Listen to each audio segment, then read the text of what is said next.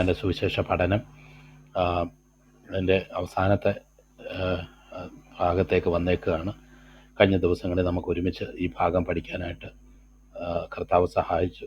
കഴിവിൻ്റെ പരമാവധി വളരെ പ്രാർത്ഥനയോടെ ഞങ്ങൾക്കും അത് പ്രിപ്പയർ ചെയ്യാനും വായിക്കാനും പ്രാർത്ഥിക്കാനും ഒരുങ്ങാനും ഒക്കെ കർത്താവ് സഹായിച്ചു. ഞങ്ങളുടെ വ്യക്തിപരമായ ജീവിതത്തിലും ഇന്ന് വരെ പഠിച്ചതിനേക്കാൾ കുറച്ചുകൂടെ നന്നായിട്ട് ഈ വചനഭാഗം ഈ പ്രാവശ്യം പഠിക്കാനായിട്ട് പറ്റി എന്ന് വിചാരിക്കുകയാണ്.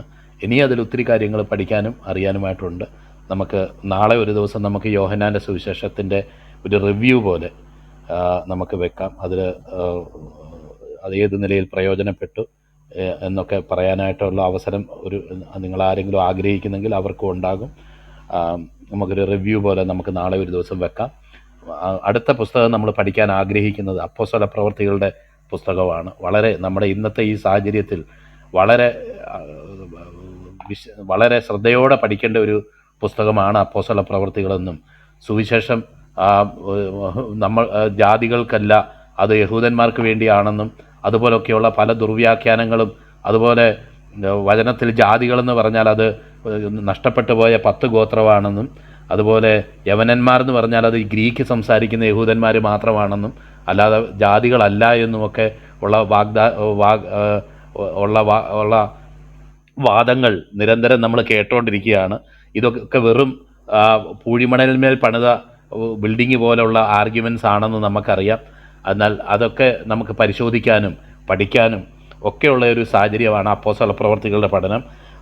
മാത്രമല്ല പാരമ്പര്യം, യഥാർത്ഥ പാരമ്പര്യം നമ്മൾ അന്വേഷിക്കേണ്ടത് ഏതാ?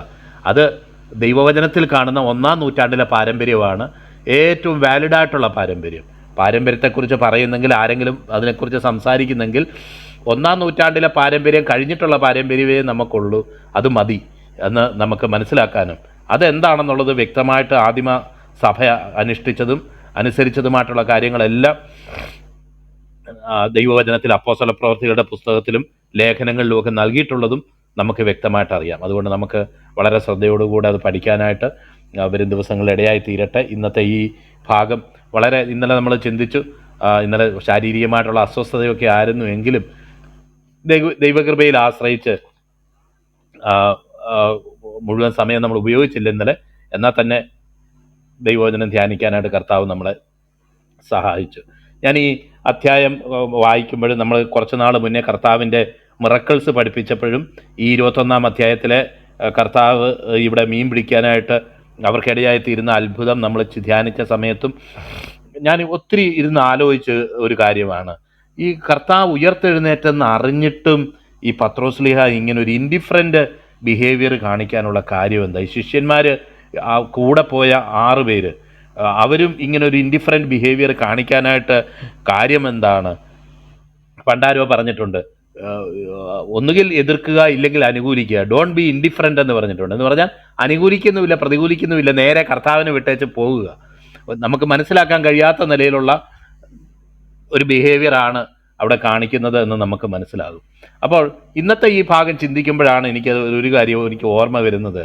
വളരെ വലിയ വായിൽ ഞാൻ മറ്റാരും ഉപേക്ഷിച്ച് പോയാലും ഞാൻ ഉപേക്ഷിച്ച് പോകത്തില്ലെന്നും, കർത്താവെ നിനക്കെന്തെങ്കിലും സംഭവിക്കണമെങ്കിൽ എൻ്റെ മേത്ത് ചവിട്ടിയിട്ടല്ലാതെ നിനക്കൊന്നും സംഭവിക്കത്തില്ല എന്നും, ആ നിലയിൽ വലിയൊരു കൂട്ടം സൈനികരോട് വാളെടുത്ത് പോരാടാൻ വരെ ഒരുങ്ങിയ വ്യക്തിയായിരുന്നു പത്രോസ്ലീഹ എന്നും, എന്നാൽ ഇതേപോലെ കർത്താവ് കൂട്ടിവെച്ചതുപോലൊരു തീയുടെ ചുറ്റും ഇരുന്ന് തീ കാഞ്ഞുകൊണ്ടിരിക്കുന്ന സമയത്ത് അവൻ കർത്താവിനെ തള്ളിപ്പറഞ്ഞെന്നും, അത് നമ്മൾ പിന്നെ വായിക്കുന്നത് അവൻ പുറത്തുപോയി കോഴി കൂവിയത് കേട്ട് കർത്താവ് അവനെ തിരിഞ്ഞു നോക്കി അവൻ കൈപ്പോടുകൂടെ കരഞ്ഞു എന്നാണ് നമ്മൾ വായിക്കുന്നത്. ആ കൈപ്പോടുകൂടെയുള്ള കരച്ചിൽ എന്തുമാത്രം ആഴമുള്ളതായിരുന്നു എന്ന് നമുക്ക് പിന്നെ മനസ്സിലാക്കാനായിട്ട് കഴിയും. കാരണം ഇത്രയും ആൾക്കാരുടെ മുന്നിൽ നിന്ന് ഇത്രയും സ്വയം ഉയർത്തിപ്പറയുകയും സ്വന്തം വിശ്വാസത്തെയും സ്വന്തം കർത്താവിനോടുള്ള ബന്ധത്തെയും ഒക്കെ ഇത്ര പോസിറ്റീവായിട്ട് ഹൈലൈറ്റ് ചെയ്ത ഈ വ്യക്തിക്ക്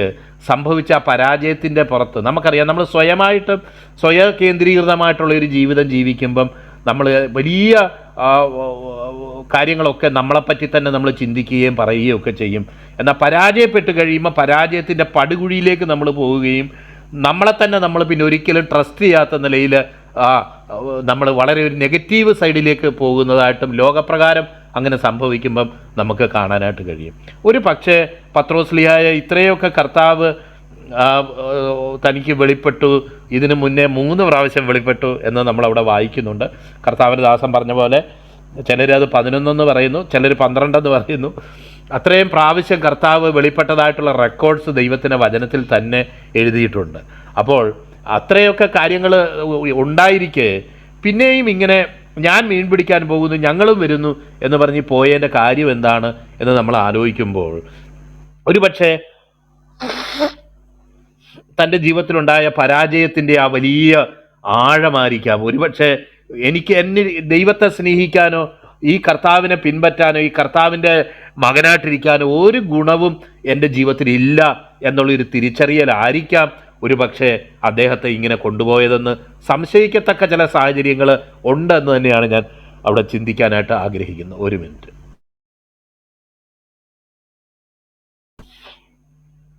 ഞാൻ ചിന്തിക്കാനായിട്ട് ആഗ്രഹിക്കുന്നത് കാരണം പരാജയപ്പെട്ട് കഴിയുമ്പോൾ പ്രത്യേകിച്ച് കൂടെയുള്ള ശിഷ്യന്മാരുടെ മുന്നിൽ അവർ ഇദ്ദേഹത്തെ ഒളി കണ്ടിട്ട് നോക്കുന്നുണ്ടായിരിക്കാം.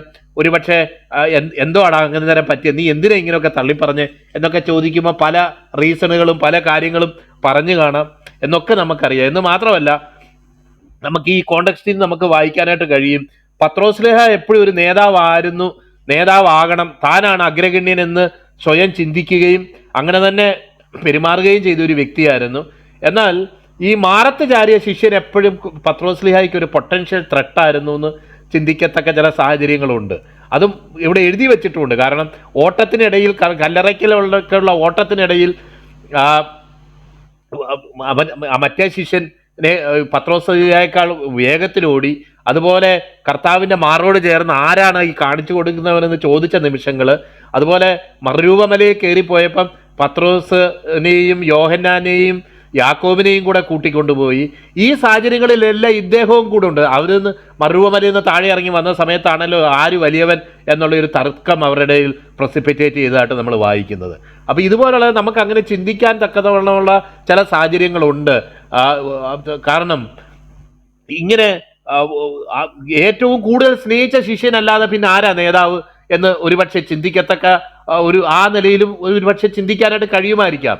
അതുകൊണ്ടായിരിക്കാം ഇവിടെ ലാസ്റ്റ് ഭാഗത്ത് ചില ചോദ്യങ്ങൾ പത്രോസ്ലിഹ ചോദിക്കുന്നത് എന്ന് ന്യായമായിട്ട് നമുക്ക് ചിന്തിക്കാം. കാരണം എന്നാൽ നമുക്ക് കാണാനായിട്ട് കഴിയും, ക്രൂശിൻ്റെ ചുവട്ടിലും ആ സ്നേഹിച്ച ശിഷ്യനുണ്ടായിരുന്നു. യേശുവിൻ്റെ അമ്മ മറിയ അടക്കമുള്ള സ്ത്രീകൾ ചിലർ അവിടെ ഉണ്ടായിരുന്നു എന്നുള്ളത് നമുക്ക് കാണാനായിട്ട് കഴിയും.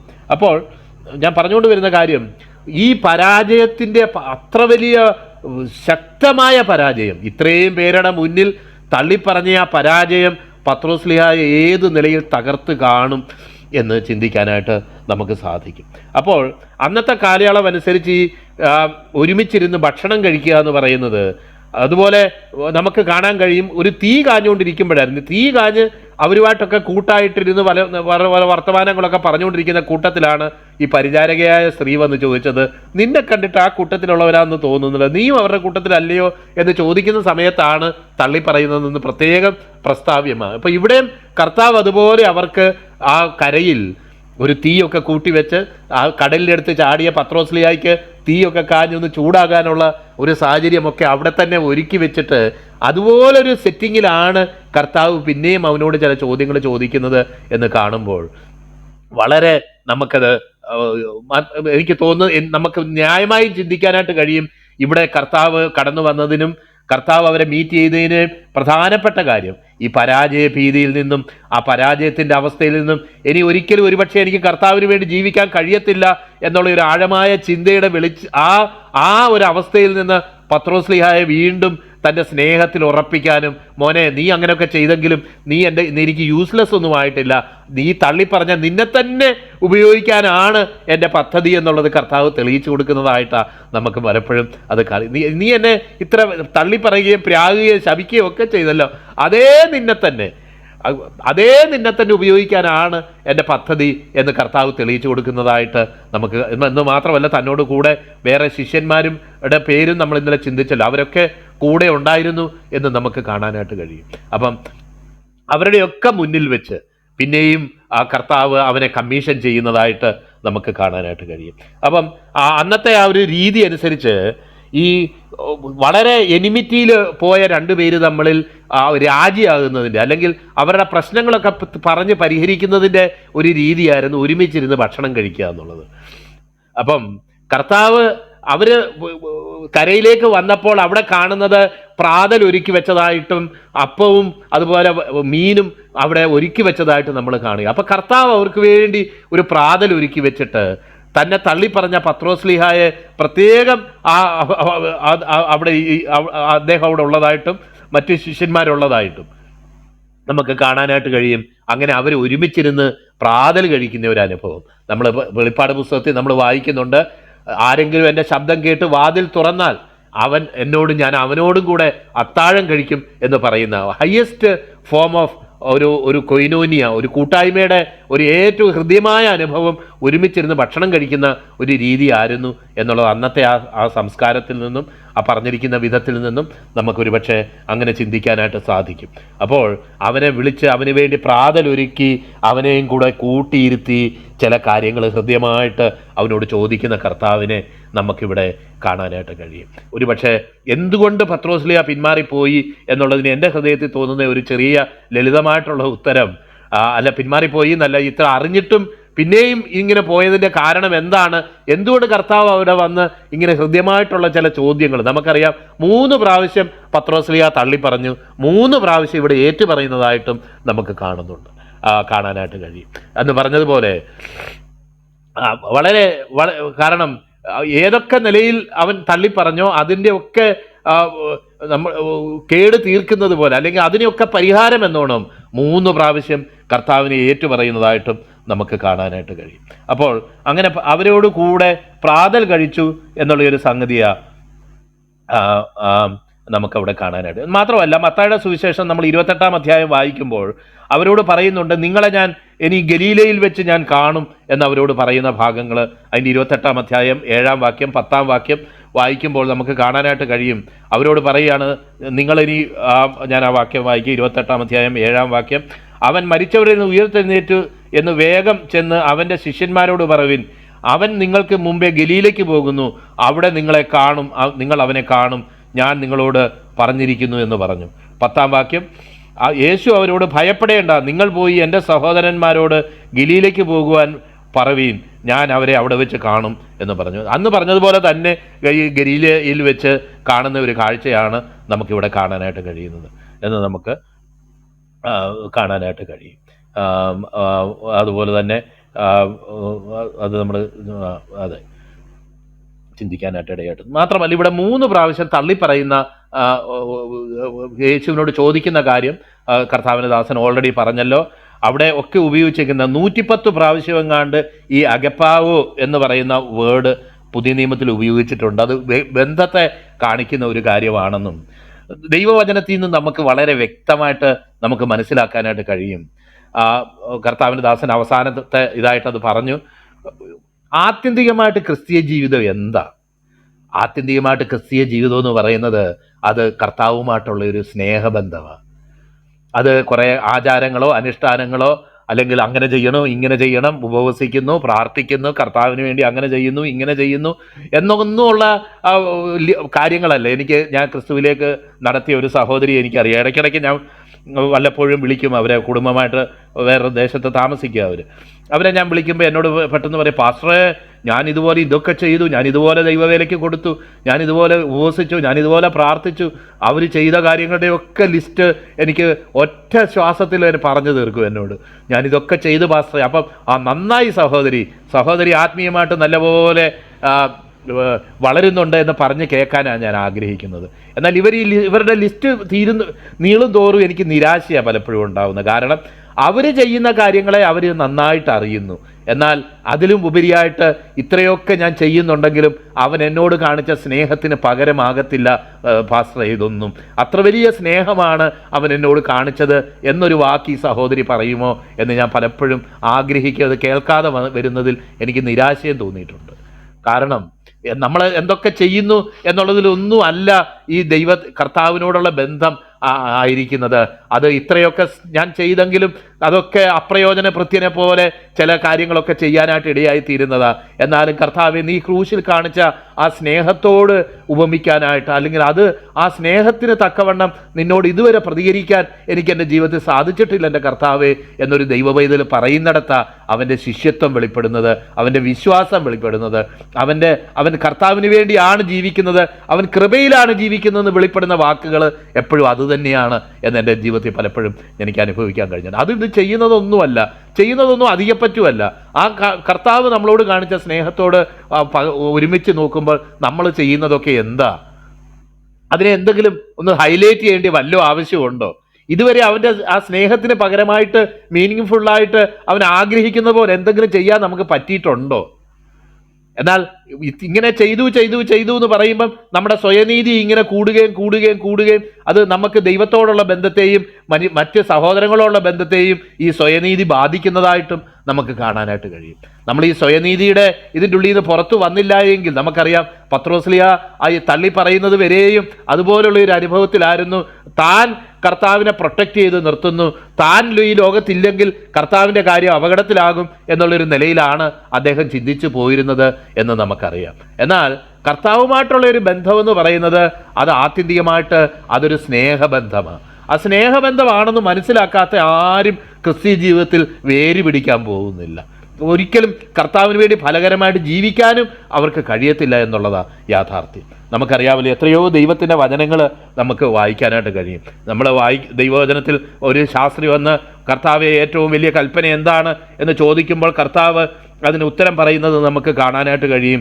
നിന്റെ ദൈവമായ കർത്താവിനെ പൂർണ്ണ ഹൃദയത്തോടും പൂർണ്ണ ശക്തിയോടും പൂർണ്ണ ആത്മാവോടും പൂർണ്ണ മനസ്സോടും കൂടെ സ്നേഹിക്കണം എന്ന് എഴുതിയേക്കുന്നത്. അറിയാതെ ഞാനും തെറ്റായ കാര്യമാണ് പറയാൻ വന്നത്.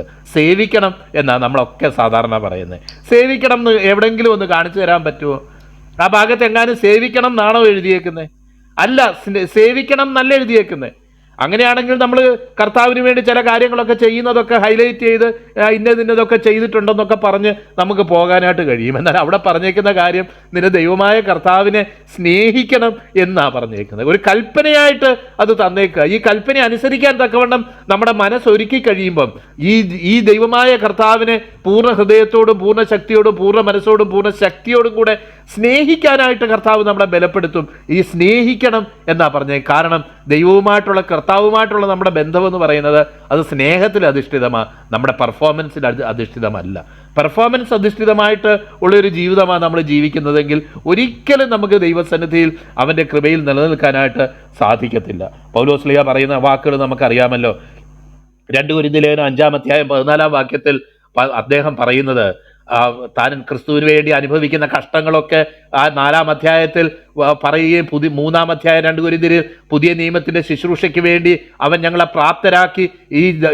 ഈ ശക്തി ഞങ്ങളുടെ സ്വന്തം എന്നല്ല, ഇത് ദൈവത്തിൻ്റെ ദാനമത്രേ എന്ന് വരേണ്ടതിന് ഇത് നൽകപ്പെട്ടിരിക്കുന്ന മൺപാത്രങ്ങളിലാകുന്നു എന്ന് പറഞ്ഞതിന് ശേഷം അദ്ദേഹം താഴെ പറയുകയാണ്, കൂടാരമായ ഈ ഭൗമഭവനത്തിൽ ഇരുന്നുകൊണ്ട് ഞങ്ങൾ ഞരങ്ങുന്നു എന്ന് അദ്ദേഹം പ്രസ്താവിച്ച ശേഷം തുടർന്ന് അദ്ദേഹം പറയുന്ന കാര്യമാണ്, ക്രിസ്തുവിൻ്റെ സ്നേഹം ഞങ്ങളെ നിർബന്ധിക്കുന്നു, അനേകർക്ക് വേണ്ടി ഒരുവൻ മരിച്ചിരിക്കെ എല്ലാവരും മരിച്ചു എന്നും 5-ാം വാക്യത്തിൽ. അപ്പം താൻ ചെയ്യുന്ന കാര്യങ്ങളുടെ എല്ലാം ആകത്തുകയായിട്ട് പൗലോസ് പറയുന്നത് ഇത് ഞാൻ ചെയ്യുന്നത് ക്രിസ്തുവിൻ്റെ സ്നേഹത്താൽ നിർബന്ധിക്കപ്പെട്ടിട്ടുള്ളതാണ്. അല്ലാതെ കടമ നിറവേറ്റാനെന്ന വണ്ണം ചില കൽപ്പനകൾ കഴിയാത്ത ഞാൻ തീരെ ഗത്യന്തരമില്ലാതെ നിവർത്തിച്ചു പോകുന്ന ഒരു അനുഭവമല്ല. അവൻ്റെ സ്നേഹത്തിൻ്റെ തിരത്തള്ളൽ കൊണ്ട് എൻ്റെ ജീവിതത്തിൽ നിന്ന് ഞാൻ ചെയ്യുന്ന കാര്യങ്ങളാണ്. അങ്ങനെ അവൻ്റെ മരണം ഞാൻ എൻ്റെ ശരീരത്തിൽ വഹിക്കുന്നു, അങ്ങനെ ഞങ്ങളിൽ മരണവും നിങ്ങളിൽ ജീവനും വ്യാപരിക്കുന്നു എന്നവിടെ പ്രസ്താവിക്കുന്നത് നമുക്ക് കാണാനായിട്ട് കഴിയും. എത്ര ഹൃദ്യമായ ഒരു അനുഭവമാണ് പറയുന്നത്. ഗലാത്യർക്ക് എഴുതുന്ന ലേഖനത്തിൽ നമ്മൾ 2 സ്ഥലത്ത് വായിക്കുന്നുണ്ട്. ഒരിടത്ത് നമ്മൾ ഗലാത്യ ലേഖനം 5-5 വായിക്കുന്നത് യേശുക്രിസ്തുവിൽ പരിച്ഛേദനയല്ല, അഗ്രചർമ്മവുമല്ല, പുതിയ സൃഷ്ടി അത്രേ കാര്യം, അതുപോലെ സ്നേഹത്താൽ വ്യാപരിക്കുന്ന വിശ്വാസം അത്രേ കാര്യം. 6-15, 5-5 5-5 തോന്നുന്നു നമ്മൾ വായിക്കുന്നത്. അത് സ്നേഹത്താൽ വ്യാപരിക്കുന്ന വിശ്വാസം അത്രേ കാര്യം. അപ്പം മലയെ നീക്കാൻ തക്കത്ത വിശ്വാസമല്ല അവിടെ പറയുന്നത്, സ്നേഹത്താൽ വ്യാപരിക്കുന്ന വിശ്വാസമാണ് ഈ ക്രിസ്തീയ ജീവിതം എന്നുള്ളത് പൗലോസ് അവിടെ പറയുന്നത് നമുക്ക് അങ്ങനെ അനേക വാക്യങ്ങളുണ്ട്. മത്തായി 22:37 കർത്താവ് പറയുന്നത്, മർക്കോസ് 12:30 പറയുന്നത്, ലൂക്കോസ് 10:27, പല സ്ഥലങ്ങളിൽ ഈ ദൈവസ്നേഹത്താൽ ഹയസ്റ്റ് ഫോം ഓഫ് ലവ് കൊണ്ട് അഗപ്പാവോ എന്ന് പറയുന്ന ആ അഗപ്പേ എന്ന് പറയുന്ന ആ സ്നേഹ ബന്ധമായിരിക്കണം ദൈവവുമായിട്ടുള്ള ബന്ധം എന്ന് കാണാനായിട്ട് കഴിയും. നമുക്കറിയാമല്ലോ, കർത്താവിൻ്റെ ദാസൻ ഓൾറെഡി അത് നന്നായിട്ട് വിവരിച്ചു. അവിടെ ചിലർ പറയുന്നത് ഗ്രീക്കിൽ 4 പദങ്ങളുണ്ട്. സ്റ്റോർജെ എന്ന് പറയുന്ന ഒരു പദം കൂടെ ഫാമിലി മെമ്പേഴ്സ് തമ്മിലുള്ള ബന്ധത്തെയാണ് അത് സൂചിപ്പിക്കുന്നത് എന്ന് പറഞ്ഞ് ഞാൻ കേട്ടിട്ടുണ്ട്. എന്നാൽ അവിടെ ചോദിക്കുന്ന ഫീലിയോ എന്ന് പറഞ്ഞു കഴിഞ്ഞാൽ സഹോദരങ്ങൾ തമ്മിലുള്ള ബന്ധം, ഫിലദൽഫിയ, ഫിലിയോ എന്നൊക്കെയുള്ള ഇത് അതിൽ നിന്നാണ് വരുന്നതെന്ന് നമുക്കറിയാം. അപ്പോൾ എനിക്ക് അതുണ്ട്, നിനക്ക് എന്നോട് പ്രിയമുണ്ട് എന്ന് 2 പ്രാവശ്യം ചോദിക്കുമ്പോഴും പറയുന്നു. 3-ാം പ്രാവശ്യം കർത്താവ് അവനോട് ചോദിക്കുന്നത്, നിനക്ക് എന്നോട് പ്രിയമുണ്ടോ എന്ന് ചോദിക്കുക. എന്തുകൊണ്ട് ഈ 3 പ്രാവശ്യം ഇത് പറഞ്ഞു? ഇത്ര പബ്ലിക്കായിട്ട് ഇത് ചോദിക്കാവോ? അങ്ങനെ സ്നേഹം ഉണ്ടെങ്കിൽ രഹസ്യത്തിൽ കൊണ്ടുപോയി, എടാ പത്രോസേ നീ എന്നെ സ്നേഹിക്കുന്നു എന്ന് പറഞ്ഞാൽ പോരാ. പരസ്യമായിട്ട് തള്ളിപ്പറഞ്ഞതിന് പരസ്യമായിട്ട് തന്നെ അത് ഏറ്റുപറയേണ്ടത് വളരെ ആവശ്യം. 3-ാം പ്രാവശ്യം അദ്ദേഹം ദുഃഖിച്ചു എന്നാണ് പറയുന്നത്. നമ്മൾ പലപ്പോഴും ഇങ്ങനെയുള്ള കാര്യങ്ങൾ, കർത്താവിനെ സ്നേഹിക്കുന്ന കാര്യങ്ങളും കർത്താവിനോടുള്ള ഇതുപോലുള്ള ബന്ധം ഒക്കെ വെളിപ്പെടുത്താൻ പലപ്പോഴും ആഗ്രഹിക്കാത്തവരാണ്. നമ്മളൊക്കെ കൂടുതലും മലയാളികളൊക്കെ എന്ന് പറയുമ്പം സ്നേഹം മനസ്സിൻ്റെ ഉള്ളിൽ വെച്ച് അത് പ്രകടിപ്പിക്കാതെ മനസ്സിൻ്റെ ഉള്ളിൽ വെക്കാൻ ആഗ്രഹിക്കുന്ന വ്യക്തികളാണ് നമ്മളൊക്കെ. കാരണം ഒന്ന് കരയുകയോ കണ്ണുനീർ പൊഴിക്കുകയോ അല്ലെങ്കിൽ കർത്താവിൻ്റെ സ്നേഹത്തിൽ കുറിച്ച് ഇതൊക്കെ പറയുമ്പോൾ വികാരാധീനനാവാതെ കഴിവതും ഒരു സ്റ്റേൺ മൈൻഡോടുകൂടെ ഇത് പറയാനായിട്ട് ആഗ്രഹിക്കുന്ന വ്യക്തികളാണ് നമ്മളെല്ലാം, നമുക്കറിയാം. എന്നാൽ കർത്താവ് ചില സമയങ്ങളിൽ നമ്മൾ തകരാനും ഒക്കെ ദൈവം ആഗ്രഹിക്കുന്നുണ്ട്. കർത്താവിൻ്റെ വചനത്തിൽ നമ്മൾ വായിക്കുന്നത്, കർത്താവെ നിനക്ക് പ്രസാദമുള്ളത് തകർന്നിരുന്നുറുങ്ങിയിരിക്കുന്ന മനസ്സിനെ, ഹൃദയത്തെ നീ നിരസിക്കയില്ലല്ലോ എന്ന് സങ്കീർത്തനത്തിൽ വായിക്കുന്നത് നമുക്ക് കാണാനായിട്ട് കഴിയും. അപ്പോൾ ചില സമയങ്ങളിൽ നമ്മൾ തകരുന്നതും ചില സമയങ്ങളിൽ നമ്മൾ കരയുന്നതും ചില സമയങ്ങളിൽ വികാരാവേശത്തിൽ തന്നെ നമ്മൾ ചില കാര്യങ്ങൾ പറയുന്നതും കർത്താവിന് ഇഷ്ടമാണ്. എത്ര തീക്ഷ്ണതയോടുകൂടിയാ തള്ളി പറഞ്ഞേ. എന്നാൽ അതേ തീക്ഷ്ണതയോടുകൂടെ തന്നെ ഇത്രയും ആൾക്കാരുടെ മുന്നിൽ വെച്ച്, ഈ സഹോദരങ്ങളുടെ മുന്നിൽ വെച്ച് ഏറ്റുപറയാനും കർത്താവ് നമ്മളെക്കുറിച്ച് ആഗ്രഹിക്കുക, പത്രോസിനെ കുറിച്ച് ആഗ്രഹിക്കുക. അത് രഹസ്യത്തിൽ കൊണ്ടുപോയി ചോദിക്കേണ്ട കാര്യമൊന്നുമല്ല. കാരണം തള്ളിപ്പറഞ്ഞപ്പോൾ അത് പരസ്യമായിട്ടാണ് തള്ളിപ്പറഞ്ഞത് എന്ന് നമുക്ക് മനസ്സിലാക്കാനായിട്ട് കഴിയും. പ്രിയപ്പെട്ടവരെ, നമ്മുടെ പലപ്പോഴും തള്ളിപ്പറച്ചിലുകൾ നമ്മുടെ ജീവിതത്തിൽ പത്രോസ്ലിഹ 3 പ്രാവശ്യം പറഞ്ഞെങ്കിൽ എത്രയോ അവസരങ്ങളിൽ നമ്മുടെ ജീവിതത്തിൽ തള്ളിപ്പറച്ചിലുകൾ ഉണ്ടായിട്ടുണ്ട്. നമ്മളൊന്നും പലപ്പോഴും തിരിച്ചറിയുന്നില്ല എന്നുള്ളതേ ഉള്ളൂ. പല നിലകളിൽ, പല നിലവാരങ്ങളിൽ നമ്മൾ തള്ളിപ്പറഞ്ഞിട്ടുണ്ട്, പല കാര്യങ്ങളോടുള്ള ബന്ധത്തിൽ നമ്മൾ തള്ളിപ്പറഞ്ഞിട്ടുണ്ട് എന്നുള്ളത് യാഥാർത്ഥ്യം തന്നെയാണ്. പലപ്പോഴും ഈ എന്നെ പൂർണ്ണ ഹൃദയത്തോടെ, പൂർണ്ണ ആത്മാവോടെ, പൂർണ്ണ ശക്തിയോടെ സ്നേഹിക്കണമെന്ന് പറഞ്ഞിട്ടുള്ള കർത്താവിന് ജീവിതത്തിൽ 2-ാം സ്ഥാനം പോയിട്ട് 3-ാം സ്ഥാനം പോയിട്ട് 4-ാം സ്ഥാനം പോലും കൊടുക്കാത്ത സാഹചര്യങ്ങൾ പലപ്പോഴും നമ്മുടെ ജീവിതത്തിലുണ്ട്. നമ്മൾ പലപ്പോഴും ശിഷ്യന്മാരാണെന്ന് പറയുന്നുണ്ടെങ്കിലും ജീവിതത്തിലെ പരമപ്രധാനമായ ഏറ്റവും ശ്രേഷ്ഠമായ സ്ഥാനം, സകലത്തിനേക്കാളും ഉന്നതമായ സ്ഥാനം ആണോ കർത്താവിന് കൊടുക്കുന്നത്? കർത്താവ് പറഞ്ഞു, എൻ്റെ ശിഷ്യനായിരിക്കാനായിട്ട് നീ യോഗ്യനാകണമെങ്കിൽ എല്ലാറ്റിനേക്കാളും ഉപരിയായിട്ട് നീ എന്നെ സ്നേഹിച്ചേ പറ്റൂ. എല്ലാറ്റിനേക്കാൾ വലുതായിട്ട് നീ എന്നെ സ്നേഹിച്ചേ പറ്റൂ. അപ്പനേക്കാൾ, അമ്മയേക്കാൾ, നിനക്ക് ലാഭമായിരിക്കുന്ന മറ്റുള്ള ഇതിനേക്കാളൊക്കെ നമുക്കറിയാമല്ലോ, നീ ഇവയിലൊക്കെയും ഇവരിൽ അധികമായി എന്ന് ആദ്യം ചോദിക്കുന്നു. നീ ഇവരിൽ അധികമായി എന്നെ സ്നേഹിക്കുന്നുവോ എന്ന് ചോദിക്കുന്നു. പിന്നെ നീ എന്നെ സ്നേഹിക്കുന്നുവോ എന്ന് ചോദിച്ചു. നമുക്കറിയാം 3 പ്രാവശ്യം അത് നിനക്ക് എന്നോട് പ്രിയമുണ്ടോ, do you love me more than these എന്നാ ഇംഗ്ലീഷ് വായിക്കുന്നത്. ഇവയേക്കാളെല്ലാം അധികമായി. അപ്പം അതിൽ എന്തെല്ലാം പെട്ടു? പടക് പെട്ടു, വല പെട്ടു, കൂട്ടുകാർ പെട്ടു, ഫാമിലി മെമ്പേഴ്സ് പെട്ടു, എല്ലാം അതിൻ്റെ ഉള്ളിൽ പെട്ടു. ഇവയേക്കാളെല്ലാം അധികമായി, ഇവരെക്കാളെല്ലാം അധികമായി.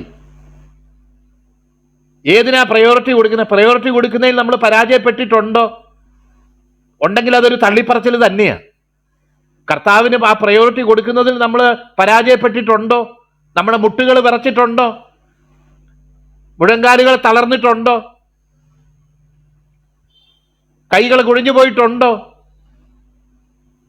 കർത്താവ് ആ നിലയിൽ അതിനെ സ്റ്റേൺ ആക്കാനായിട്ട് ആഗ്രഹിക്കുന്നത് ഞാൻ ഓർക്കുന്നുണ്ട്. ഒരു വിവാഹാലോചന നടക്കുമ്പോൾ ഒരു പെൺകുട്ടി ഭാവി പ്രതിഷ്ഠിത വരന് ഇങ്ങനെ എഴുതി, നിങ്ങളുടെ ഭാര്യയായിരിക്കാനായിട്ട് എനിക്ക് യോഗ്യതയില്ല, കാരണം അതിനുള്ള യോഗ്യതയില്ല, ഒരു ദൈവദാസന്റെ ഭാര്യയായിരിക്കാനുള്ള യോഗ്യത എനിക്കില്ല. അപ്പോൾ നമ്മൾ പലപ്പോഴും നമ്മുടെ യോഗ്യതയില്ലായ്മയെ യോഗ്യതയായിട്ട് കാണുന്ന ഒരു കർത്താവിനെയാണ് നമ്മൾ സേവിക്കുന്നത്. അതാണ് അതിൻ്റെ രസം. നമ്മുടെ യോഗ്യതയില്ലായ്മയെ, കർത്താവെ ഒരു നിലയിലും എനിക്ക് ഇന്ന കഴിവുണ്ട്, അതുകൊണ്ട് നീ എന്നെ നിന്റെ ശിഷ്യന്മാരുടെ എല്ലാം ഹെഡ് ഓഫ് ദ ഡിപ്പാർട്ട്മെന്റ് ആക്കി വെച്ചേക്കണം, എന്നീ ശിഷ്യന്മാരുടെ കാര്യമല്ല ഞാൻ നോക്കിക്കോളാം, എൻ്റെ കയ്യിലോട്ട് തന്നേര്, അവന്മാരെയൊക്കെ ട്രെയിൻ ചെയ്ത് ശരിയാക്കുന്നേര് ഞാൻ ഏറ്റു എന്ന് പറയുന്ന ആൾക്കാരെ അല്ല, മറിച്ച് കർത്താവെ എനിക്ക് നിന്റെ ശിഷ്യനായിരിക്കാനോ നിന്നെ പിൻഗമിക്കാനോ നിന്റെ വേല ചെയ്യാനോ ഒരു കഴിവുമില്ല എന്ന് പറയുന്നവനെ തന്നെയാ കർത്താവ് നോക്കിക്കൊണ്ടിരിക്കുന്നത്. നിനക്ക് നിന്റെ അയോഗ്യത, ദൈവസ്നേഹത്താൽ വിളിക്കപ്പെട്ടവനും അതുപോലെ തന്നെ കർത്താവിന് വേണ്ടി ഉപയോഗിക്കപ്പെടണമെന്നും ആഗ്രഹിക്കുന്ന നിന്റെ ജീവിതത്തിൽ ചില പരാജയങ്ങളുടെ മുഖത്ത് ഇനി ഞാൻ എങ്ങനെ എൻ്റെ കർത്താവിനെ സേവിക്കും, ഞാൻ യോഗ്യനല്ല എന്ന് പിന്തിരിഞ്ഞു പോകാൻ ആഗ്രഹിക്കുന്ന നിന്നോട് തന്നെയാണ് കർത്താവിന് ഇടപെടാനുള്ളത്, നിന്നെ തന്നെയാണ് കർത്താവിന് ഉപയോഗിക്കാനുള്ളത്, നിന്നെ തന്നെയാണ് സ്റ്റേണായിട്ട് കർത്താവ് നിർത്താൻ ആഗ്രഹിക്കുന്നത്, നിന്നെ തന്നെയാണ് ദൈവം തൻ്റെ സ്നേഹത്തിൽ ഉറപ്പിക്കാൻ ഈ പകൽക്കാലം ആഗ്രഹിക്കുന്നത്. ഹല്ലേലൂയ. ദൈവകരങ്ങളിലേക്ക് നമ്മളെ തന്നെ ഏൽപ്പിക്കുക. ആ പത്രോസിനെ, നീ ഇതിനേക്കാൾ അധികമായിട്ട് എന്നെ സ്നേഹിക്കും. കർത്താവിൻ്റെ വേലയ്ക്ക് വേണ്ടി അല്ലെങ്കിൽ അവനെ സാക്ഷിക്കാനായിട്ട് അവൻ്റെ ശിഷ്യനായിരിക്കാനായിട്ട് കലപ്പയ്ക്ക് കൈവയ്ക്കുന്ന ഒരുത്തൻ, അവൻ ഇതിനേക്കാളെല്ലാം, അവന് ലാഭമായിരിക്കുന്നതിനേക്കാളെല്ലാം ഉന്നതമായിട്ട് അതിനെയൊക്കെ ഛേദമെന്ന് എണ്ണുന്ന ഒരു നിലവാരത്തിലും തൻ്റെ കർത്താവായ യേശു ക്രിസ്തുവിൻ്റെ പരിജ്ഞാനത്തിൻ്റെ ശ്രേഷ്ഠത നിമിത്തം എന്ന് പറയുന്നത് പോലെ അവന്റെ മുന്നിലുള്ള ദൈവത്തിന്റെ വലിയ വിളി, അവന് ദൈവം ഏൽപ്പിക്കാൻ ആഗ്രഹിക്കുന്ന വലിയൊരു കമ്മീഷൻ, എത്രയോ നാള് പത്രോസ്ലീഹ ഹൃദയത്തിൽ ആഗ്രഹിച്ചു. എനിക്ക് പല കഴിവുകളും ഉണ്ട്, എന്നെ ഈ കർത്താവ് ഉപയോഗിക്കണം, ഈ കർത്താവ് എന്നെ ഇതൊക്കെ എൻ്റെ കയ്യിൽ തരികയാണെങ്കിൽ ഞാൻ എത്ര നന്നായിട്ട് ഇത് ചെയ്യും എന്നൊക്കെ വിചാരിച്ചവനായിരുന്നു. എന്നാൽ പരാജയത്തിൻ്റെ മുന്നിൽ അദ്ദേഹം എണ്ണി, ഞാനത് വിചാരിച്ച ഒരു സ്വപ്നം മാത്രമായിരുന്നു, എനിക്കത് കഴിയത്തില്ല എന്നുള്ള കാര്യം എനിക്കിപ്പോൾ മനസ്സിലായി, ഞാൻ യോഗ്യനല്ല എന്നുള്ളൊരു നിലയിലേക്ക് താൻ ചുരുങ്ങിയപ്പോൾ കർത്താവ് പിന്നെയും അവനെ വിളിച്ച് കമ്മീഷൻ ചെയ്യുന്ന അനുഭവം. നമ്മൾ കർത്താവിന് വേണ്ടി കണ്ട സ്വപ്നങ്ങളും അവന് വേണ്ടി ആയിത്തീരണമെന്ന് വിചാരിച്ച വിചാരങ്ങളൊന്നും വെറുതെ അല്ല പ്രിയപ്പെട്ടവരെ. അതൊക്കെ സ്വാധിതമാക്കുന്ന, അതൊക്കെ നിവർത്തിക്കുന്ന കർത്താവ് തന്നെയാണ്. നമ്മുടെ സ്വന്തം ശക്തിയിലും നമ്മുടെ ഈഗോയിസ്റ്റിക് ആയിട്ടുള്ള ഒരു ചിന്തയിലൂടെ അല്ല. നമ്മുടെ കഴിവില്ലായ്മ നാം ദൈവസന്നിധിയിൽ വെളിപ്പെടുത്തുമ്പോൾ ഓരോ നിമിഷവും അയോഗ്യനാണ് കർത്താവേ, അയോഗ്യനാണ് കർത്താവേ എന്ന് നാം നമ്മുടെ കഴിവില്ലായ്മ വെളിപ്പെടുത്തുമ്പോൾ ബലഹീനതയിൽ തികഞ്ഞു വരുന്ന ആ ശക്തി കൊണ്ട് നമ്മളെ നിറച്ച് നമ്മളെ യോഗ്യരാക്കി തീർക്കുന്ന ദൈവത്തെയാണ് നമ്മൾ സേവിക്കുന്നത് എന്ന് നമ്മൾ ഒരിക്കലും മറന്നു പോകരുത്. നമ്മുടെ കഴിവില്ലായ്മ വെളിപ്പെടുത്തുന്നതിനെ ഒരു അയോഗ്യതയായിട്ടല്ല, അതിനെ ഒരു യോഗ്യതയായിട്ട് കാണുന്ന കർത്താവിന്റെ സന്നിധിയിൽ നമ്മളെ തന്നെ ദൈവകരങ്ങളിലേക്ക് ഏൽപ്പിക്കുകയും സമർപ്പിക്കുകയും ചെയ്യാനായിട്ട് കർത്താവ് ഈ പകൽക്കാലം നമുക്കിടയാക്കി തീർക്കട്ടെ. 3 പ്രാവശ്യം അവൻ തള്ളി പറഞ്ഞു, 3 പ്രാവശ്യം ദൈവസന്നിധിയിൽ അവനെ ഏറ്റുപറയാനും ഇവയേക്കാൾ അധികമായിട്ടെല്ലാം സേവിക്കുന്നു എന്ന് പറയാനും ഓരോ പ്രാവശ്യവും അവനൊരു കമ്മീഷൻ കൊടുക്കുന്നു. ഇതിന് മുന്നേ ഒരു കമ്മീഷൻ കൊടുത്തായിരുന്നു, ഞാൻ നിന്നെ മത്സ്യത്തെ പിടിക്കുന്നവനല്ല, മീനെ പിടിക്കുന്നവനല്ല, ഞാൻ നിന്നെ മനുഷ്യനെ പിടിക്കുന്നവനാക്കും എന്ന് ഒരു കമ്മീഷൻ വിളിച്ച സമയത്ത് തന്നെ കൊടുക്കുന്നത് കാണുന്നുണ്ട്. എന്നാൽ ഈ തള്ളിപ്പറച്ചിലോടുകൂടെ ഒരുപക്ഷെ അതെല്ലാം കാറ്റിൽ പറന്നു പോയി എന്ന് അദ്ദേഹം വിചാരിക്കുന്നുണ്ടെങ്കിൽ അതിനോട് ചേർന്ന് തന്നെ വേറെ ചില കമ്മീഷനും കൂടെ കർത്താവ് കൊടുക്കുകയാണ്.